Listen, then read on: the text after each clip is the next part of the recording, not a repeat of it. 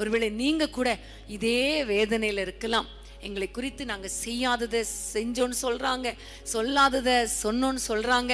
அப்படி சரி, சொன்னதை சொன்னா கூட பரவாயில்ல, ஆனா ரொம்ப வேதனையா பேசுறாங்களே, ரொம்ப தூற்றுறாங்களே, நிந்திக்கிறாங்களே என்று நீங்க ஒருவேளை வேதனையோடு இருக்கலாம். இன்னைக்கு ஆண்டவரிடத்துல சொல்ல போறோம், ஆண்டவரே எங்கள் காரியங்களை பொறுப்படுத்திக் கொள்ளுங்க, எங்கள் காரியங்களை பொறுப்படுத்திக் கொள்ளுங்க. எங்களுக்கு விரோதமாக யார் பேசினாலும் கர்த்தர் ஆளுகை செய்வீராக. ஆமென், ஹல்லேலூயா. பாருங்க, யோபுடைய நண்பர்கள் எல்லாரும் நண்பர்கள் மாதிரி இருக்கிற சத்துருக்கள் பயங்கரமா தூற்றுனாங்க, பயங்கரமா பேசுனாங்க.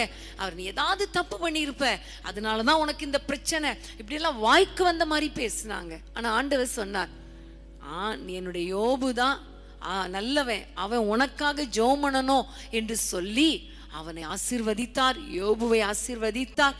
யோபுக்கு ரெண்டத்தனையான உயர்வை கொடுத்து எல்லார் முன்பாகவும் உயர்த்தினார்.